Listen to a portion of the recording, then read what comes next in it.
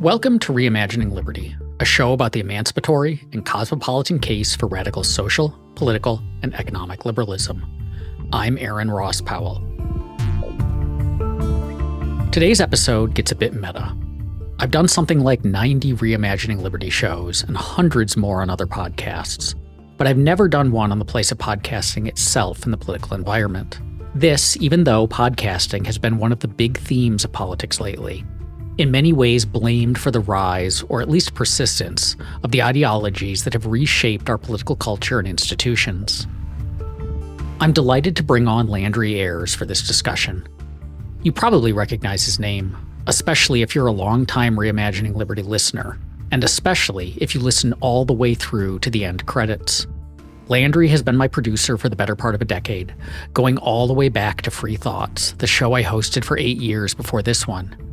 He is also creative director at the Institute for the Study of Modern Authoritarianism and senior producer at The Unpopulist. If you value the work Landry and I have done with ReImagining Liberty, I encourage you to become a supporter.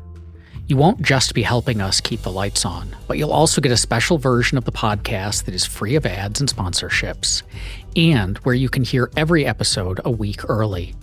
You can also join the ReImagining Liberty Discord community. To learn more, check out my Patreon at patreon.com/Aaron Ross Powell, or look for the link in the show notes. And if you just want to stay updated about this podcast and my writing, head to that same Patreon and click Join for free. You'll get notified when I publish a new essay or release a new episode, and you'll get sneak peeks at upcoming shows. With that, let's turn to my conversation with Landry.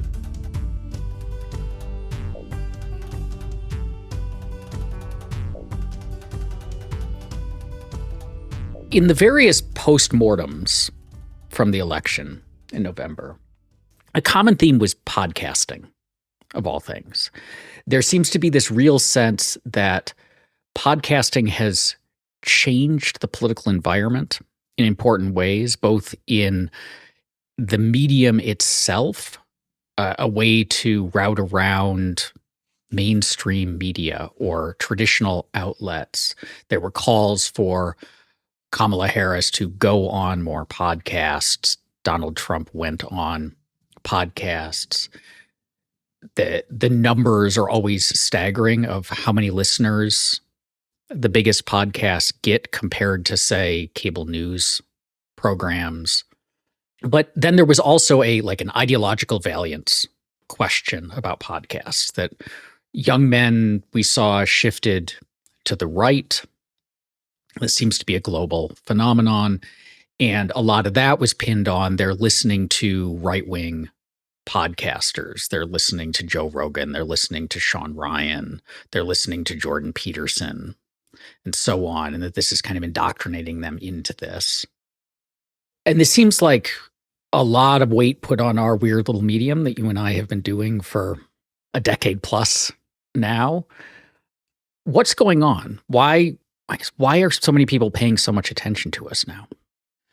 Well, I think what is interesting about podcasts and podcasting, and I think one thing that's going to be kind of important is, as much as people think about the content of podcasts, the pull of the right wing and the far right, specifically for young men that you identified, I think it's also important to take that step back and take a more kind of Marshall McLuhan, the medium is the message view of things, just for the sake of understanding how the medium is changing and both the sort of benefits and drawbacks of it and its effect. And so to me, podcasting as a sort of phenomenon really is emblematic of opposing dialectics that make the political environment more interesting, but also make it much more complicated and a struggle to get through. So, I mean, on one level, there's kind of this intellectual opportunity, but there's also creative destruction and institutional damage that is caused by the rise of this new format. like long form podcasting is the big thing. Joe Rogan's episodes are routinely 3 hours plus long. And he's the one that a lot of people point to because he was one of the first big acquisitions by Spotify, which was part of this most recent podcast boom. So he really did kind of establish a template for a lot of people that was different than podcasts had been sort of colloquially understood before that. Before that, if you thought of podcasts, for several years, it was serial. And so before the big joke about podcasts being just three bros getting together around microphones, it was vocal fry, true crime, sounding like NPR, marimba music, reportage kind of thing. And so we've had this kind of shift about what the medium is about. But in its current form, you have really long form, some people call them deep dives, and they can be very, very deep, but they can also be tremendously shallow content-wise. But there is a degree, whether it is via content or by its effect, for great nuance. They are rich texts. No matter what you're watching or listening to, there's a lot to dig into. But the flip side of that is it becomes this narcissism of small differences. And so we get so deep into certain conversations that you're seeing all of these different groups and fringes and subcultures and movements sort of break off and say, well, you got to this one specific point or this one specific idea, and that's where we diverge. And so therefore we are no longer part of the same movement anymore. So there is a degree to which there's an opportunity for a great amount of development of ideas that is great, but it could also drive division in ways that people don't necessarily intend to. Sort of similar with that is the tension between building community and building opposition. So you can get together on a podcast and rally around a group of people and shared ideas and share things, but just as much of that is about building up either steelman or strawman arguments about whatever you disagree with and not inviting the other side. So building community and building opposition.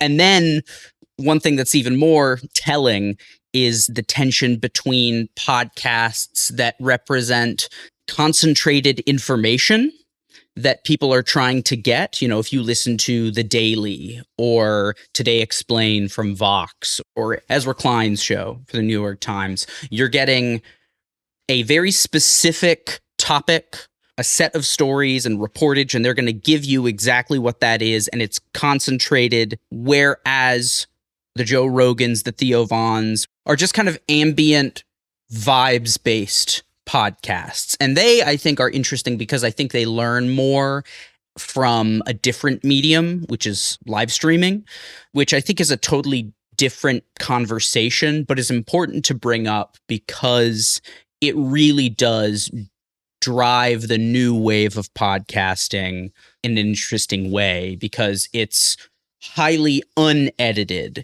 It is going completely off course, maybe not even having a plan for whatever the conversation that you want to have is, and just seeing where things take you. And that's attractive to a lot of people because any type of plan or organization reeks of agenda. And people obviously are very suspicious of that.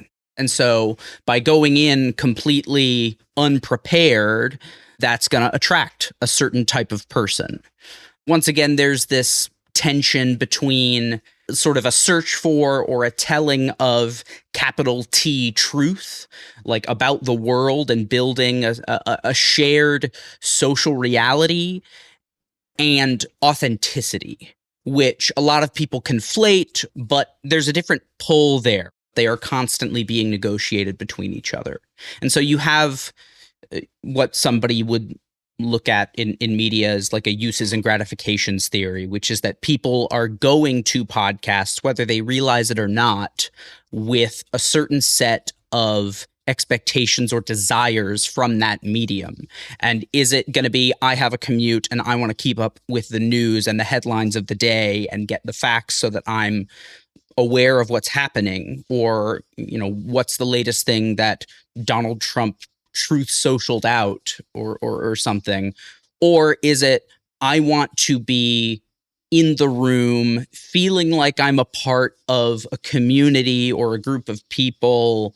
So it's a completely different use. And I think a lot of people, and this is a good point about what you brought up about Kamala Harris, which is not everybody realizes why audience members are listening to podcasts. And so even if Kamala had gone on Joe Rogan, would she have provided the kind of thing that audiences of podcasts actually want? And we've talked about this, Aaron, because sometimes people with media training, a lot of people that you've worked with, will come on and they've got a great answer. They know exactly what they want to say, which shows preparation. They've put in the work, but they give you a 30-second soundbite because they're used to traditional media where time constraints and all sorts of things that are baked into the structure of going on cable news, and you have to fit into an ad spot or a whole broadcast schedule, do not apply. Because with podcasts, you are completely free of all bounds as long as you can get that audio file down to a size small enough that your RSS feed will accept it. So we are constantly battling these tensions, and podcasting really exemplifies them. And it's not the type of thing that we can just say is good or is bad, but is really a phenomenon that I think brings to bear a lot of the tensions about what people want from media and what it can do, and the great progress and learning and opportunity that it provides, but also the creative destruction that it can bring about and the messiness that it has wrought as well. Yeah, I think that's a good point with the authenticity, hangoutness, information delivery, and lack of constraints, because there's a real story of institutions in all of this. So podcasting got its start because you could use open technologies, MP3s, RSS, to distribute audio. And the reason it was audio is because this was coming up at a time when most people did not have the broadband to distribute video, or they were on cell phones with very limited data caps every month. And so audio files are just a lot smaller. And you could distribute these things in a way that made them immediately globally accessible in an easy way. The software was easy for the end user to understand, et cetera, et cetera. So it's kind of a confluence of really interesting open technologies. And you could route around gatekeepers. You could route around gatekeepers both in the sense of institutional ones, like the television networks, the cable channels, the major publishing outlets, and so on. But you could also route around the gatekeeper of cost, because it is significantly less expensive to record into a microphone and drop the resulting file on a server somewhere with an RSS feed than it is to, I mean, you and I have produced videos together. Videos are an extraordinary amount of work and require a lot more equipment and a lot more expensive equipment, or to publish in print media and so on. So it was this very DIY punk rock kind of underground, we can build this stuff.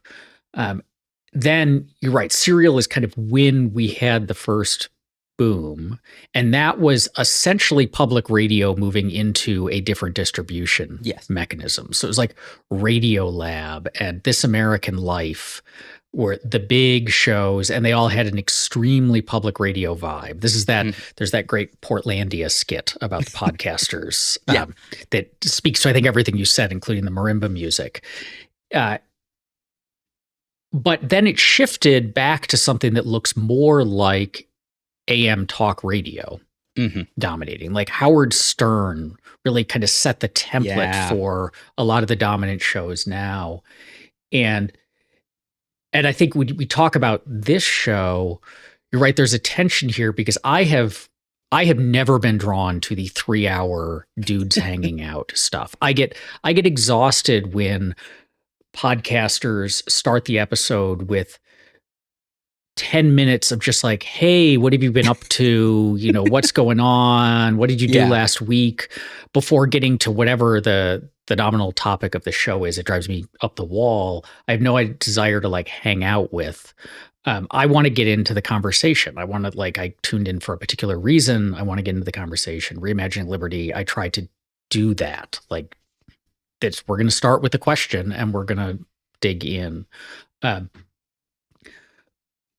But it does marry kind of politics as a hobby, which is something that I think is like, it's often a real problem that people treat politics less as trying to answer serious questions about how we ought to govern our country, what the rules ought to be. And they turn it more into like the standard analogy is like sports fandom. Yeah. That you pick a team and you root for that team and you want that team to vanquish all other teams and you hate those other teams, not even necessarily for good reasons, but just because like they happen to be the New York Jets and everyone ought to hate the New York Jets.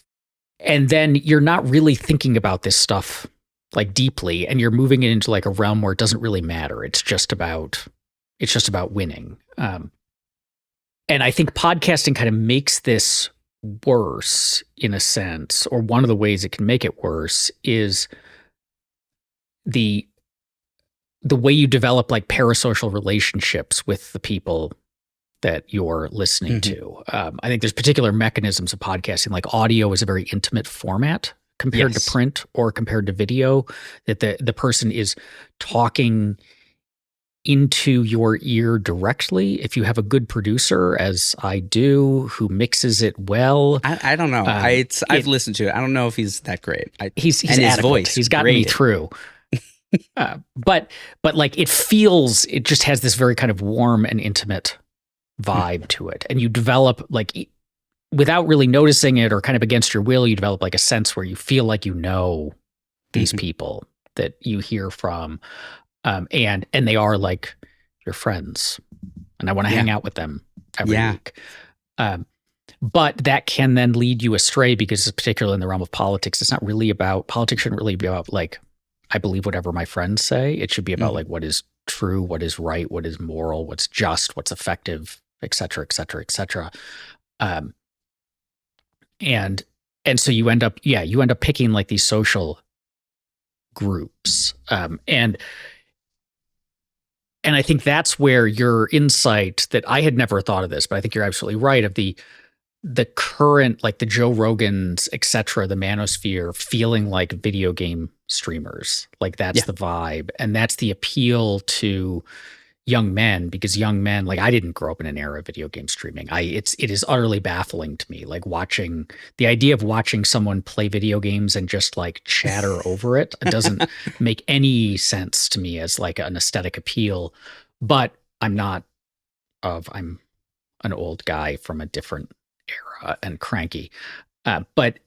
But like that appeals, it feels again familiar. It feels like these are the kinds of people that I know. And so when I listen to, or when I come across something from like Joe Rogan, and I do not listen regularly, it's again, like the streaming, it's baffling. I can't imagine listening for 3 hours to this because it's so shallow. It's so meandering. So much of what's being said is phenomenally stupid.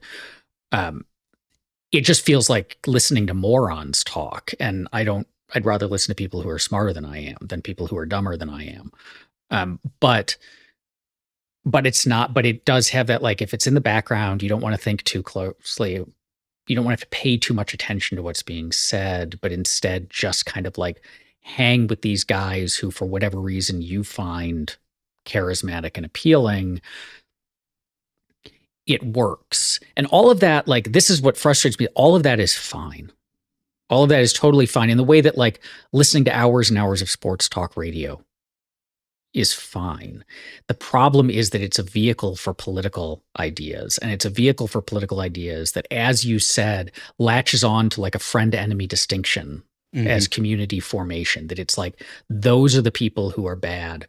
our little group are the people who are good, become insular, hate the out group, etc. And then that manifests out into the political world.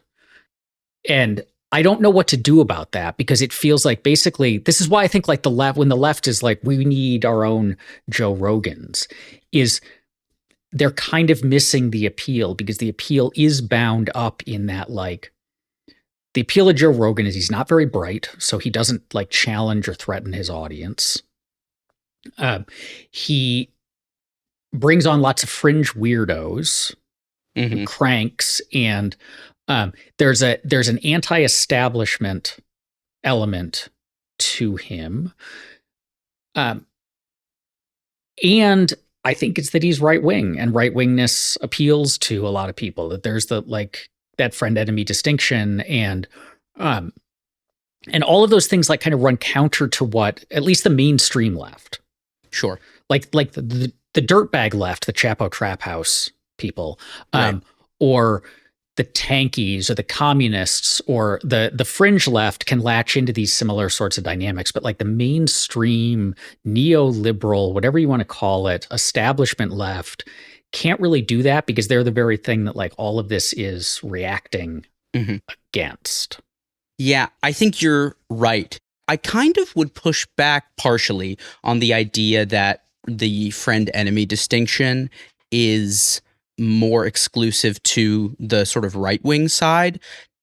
I think it is much more on its face with them.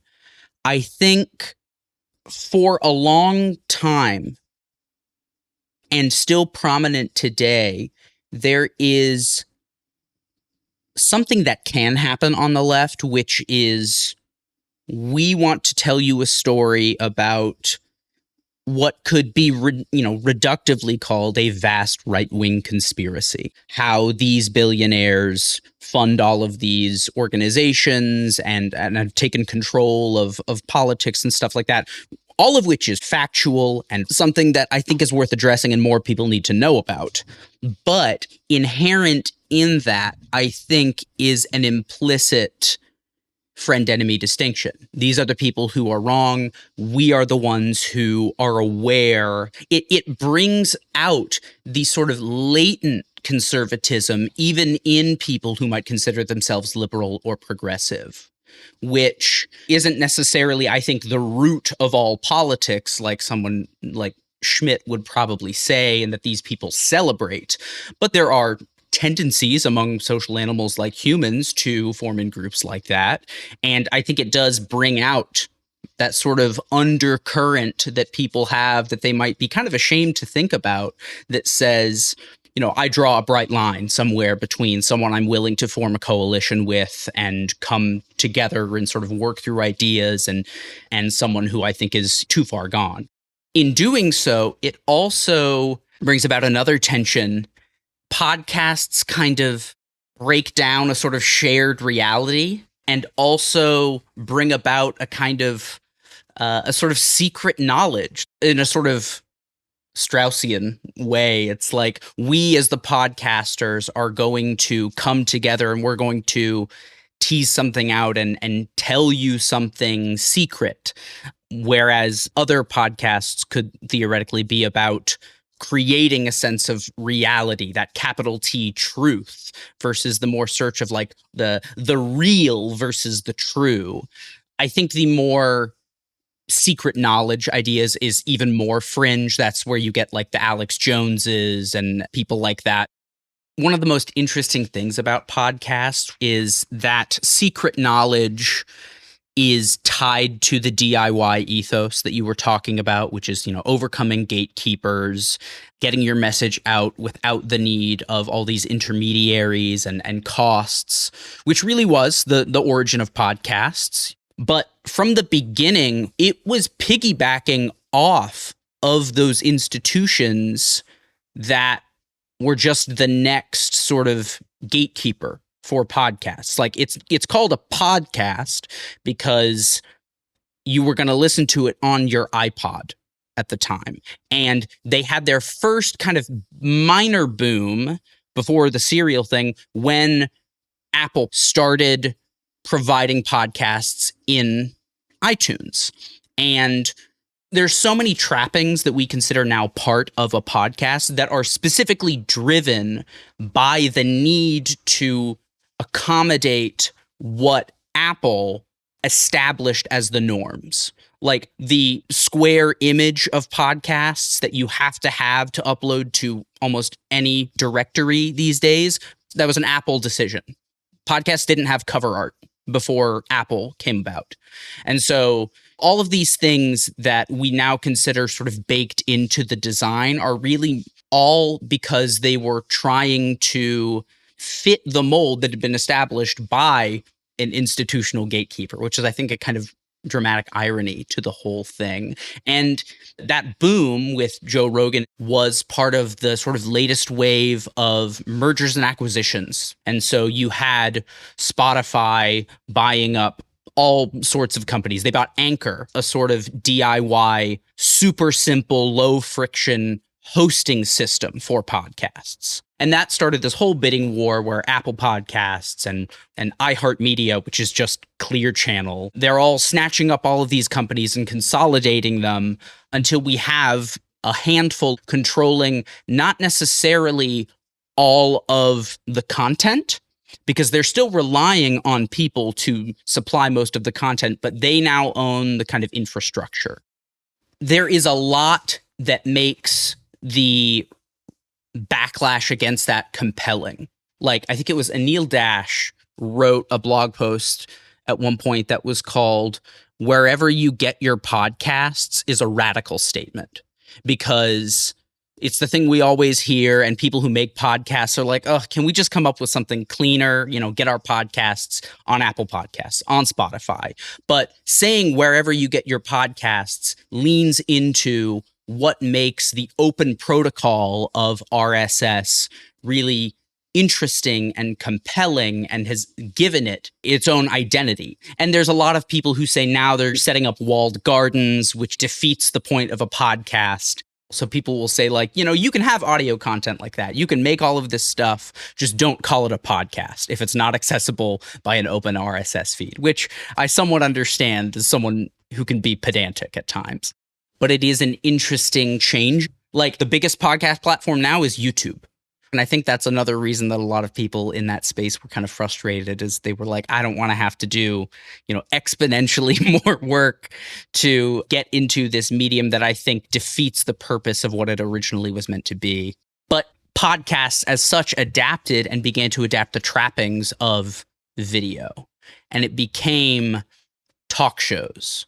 It became the sort of legacy of alt comedy that was in early podcasting. Just as public radio had a lot of influence on podcasting's early days, alt comedy had just as much there, because it was an easy way to practice material and get stuff out there for free without having to tour as much, which I think was really good for comedians. And so there was a holdover of like late night aesthetics, and having the microphone on the desk is like the thing for me that is super fascinating. Even now, like when Seth Meyers, I don't know if they have mics on their desk anymore, but for years, David Letterman did. He had like an old style broadcast microphone that was sitting on his desk, and it was not for sound. It was a symbol. It was, this is like an institution. This is the Late Show. It's been around since then. Look at this microphone. It has always looked like this. And now podcasts exist in a similar space, which is, we're going to have a talk show, but you can see the microphones. And so it's close to late night. It has that feeling of like legitimacy that it confers, but it also is like, but we're showing you how the food is made a little bit. You know, we're not afraid to get messy. We're showing you behind the scenes, and you can see our microphones, because that's all you need to have a podcast. But what they're not showing are the 3 different 4K cameras that are filming everything, and all of the editing that goes into it, and the probably at least 5 people off camera who are making social media clips and pushing out marketing, or are handlers for guests or things like that. And so it's a really interesting time. it's kind of at that point now where podcasts have almost gone pop punk. It's like, we're punk, but we all hate our parents and we all, work for major labels, which in and of itself is not inherently a bad thing. You've written about the selling out versus selling distinction that happened to a lot of people.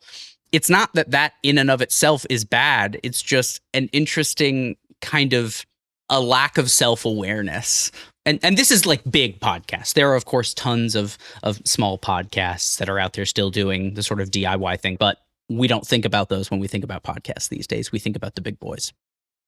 I was at a music festival a few weeks ago with my daughter, and one of the headliners was Fall Out Boy, who I had never seen and have never been into. And they exemplified that kind of pop punk, like present ourselves as punk rock, but as someone who grew up in high school in the Detroit punk rock scene, I can tell you they are decidedly not punk rock in any meaningful way. Yeah, I think this has been fascinating, and really, it's been weird. Like, I have been doing this. We've both been involved in podcasting for a long time. We both have worked on multiple podcasts together, going back to Free Thoughts at the Cato Institute, and then Pop and Lock with the same project, and now ReImagining Liberty, and also working together on The Unpopulists Zooming In when I appear on that. But have always worked on shows that I think don't fit either of these two models that we've been discussing. So we very much are not doing the public radio kind of thing. And then we don't do the Joe Rogan 3-hour hangout sessions. Although ReImagining Liberty, I guess when you compare it to Free Thoughts, it's more conversational, less of a structured interview. I don't prep episodes the way that we did with Free Thoughts. Free Thoughts were very scripted. For listeners of that show, you might kind of recognize the difference. Like we had a bunch of questions planned out and worked through that list. For ReImagining Liberty, I have a strong sense of like what the topic's going to be and what the guest is good at talking about. And then I have the first question scripted and then kind of develop the conversation from there. But it's not Joe Rogan. It's not just hanging out. I guess, what do you see then as like talking about those shows, these things that ride the line, I guess, to kind of close us out, like where do you see this kind of show, or the kind of show that you and I have worked on, fitting into this? Like, what's the value of a show that is not the NPR, but is not the Hangout? Or I guess another way of putting it is like, how can we use podcasting to advance the kind of politics that I think both of us want to see advanced in the world? Is this the right medium for that, given the pull of these two directions we've been talking about? I can't say. I have realized over the past, few years, as I've been involved in so many different projects and working in specifically the liberal movement, that I don't feel qualified or good at making a plan or suggestions for the grand narrative. I can recognize when I think something is not working. I don't think that's really where my strength is. And so I'm hesitant to say, this is a good or a bad medium. For a long time, people were like, well, AM radio just doesn't work for left-wing stuff. It's Rush Limbaugh, and it just doesn't work for left-wing ideas. And I don't think that's necessarily true, because I think what that does is it boxes in not necessarily podcasting, but liberalism. And it, I think, plays into old ideas for what liberalism really should be and what it is, which is a certain model of discourse. Like, we have to evaluate everything, we have to give everything its fair shot and work through it that way. Where in reality, for me, I think there are some ideas that you can give a chance to, in quotes, that you can very quickly write off because they are not worth your time. They are inherently intolerant. And so as much of a chance as you give them is to say, what are they saying? Yeah, no need for that. And you can toss it out. That's giving something a chance. And I think too many people are hesitant to write something off because they don't want to be seen as not giving ideas the space to breathe when some ideas are inherently poisonous. I think, to liberalism and liberal values of pluralism and tolerance and egalitarianism. So we don't need to give Nazism its space. We don't need to give anti-Semitism a place to breathe. For me personally, the fight over trans rights is like, we don't need to give some of these scare tactics about they're giving all these hormones to children nearly as much opportunity as a lot of people are giving them. Just asking questions, as they say, I think obscures the real harm that those things can have, not just as words, but as impact. And so I think it is good for this podcast to exist and kind of choose those sides of those different dialectics that I talked about before. And just, you have to go in with a plan. You want nuance, to really draw the contours of ideas in a detailed way. And you want to build community. You don't want to build opposition. You're not reimagining how to fight authoritarianism. That's important. That's really big and something that we do have to do. But this show is reimagining liberty. It's the things we stand for. And you want to create a shared reality. You're not letting people into some secret knowledge. I think that's what it is just choosing what you want your show to be and going in with those things in mind and having clear values. Like Joe Rogan goes into his podcast and he has no plan. One of the things he sort of came into conflict with Kamala Harris about, we learned in debriefs after that, was he was like, I don't want you to come in with only an hour. I want 3 hours and I just want to talk. He constantly said, I just want to talk to her. I just want to get a feel for her. And inherent in that, in some ways, there's clips of him saying, I think, just after election night, that he's like, well, if I was really trying to sort of get a feel for her and like, is she genuine? They say something about like, well, she's got 60 accents, which leans into this like race detective thing that they always did to Kamala. But he was trying to suss something out, but he was doing it just by talking. And I think you don't have to do that. You can go in with a plan, even if it's just a bare bones, ideal for what you want your show to look like. It is possible, I think, to build a kind of social group among guests. That's another thing Joe Rogan does really well, which is, he's constantly got people sort of trading guests. He's been on one show and then that guest goes to Theo Vaughn's show, and all of these people exist in the same space and share guests with one another in a way that a lot of people who make the podcast circuit do these days. And so I do think there is a way to do it, to reach those people who want to be a part of something bigger. The big thing that people always push when trying to get your podcast to grow now is community building. It used to be word of mouth or buying ad spaces on certain places. Now it's community building. It's a Discord. Plug the ReImagining Liberty Discord here. Longtime lurker on the Discord.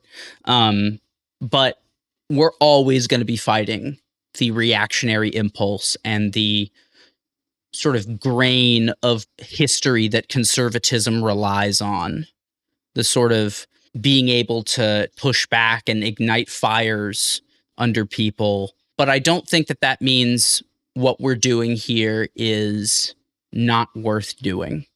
Just because you're not trouncing your enemy, I don't think that makes what you're doing worthless. And hopefully you could build up enough that you feel like you're really pushing back against the far right reactionary stuff. It's something that I keep hoping, but you don't want to reduce it to sports fandom, which is, it's easy to do, to say, well, I know this works for the far right manosphere podcasts. I just have to light a fire under people.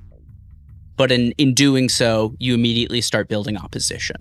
And that's something that you don't want to do. So keeping your ideals and principles at the forefront is going to be really, really crucial for this podcast and any podcast that wants to push liberal values in the next coming years, decades, and more.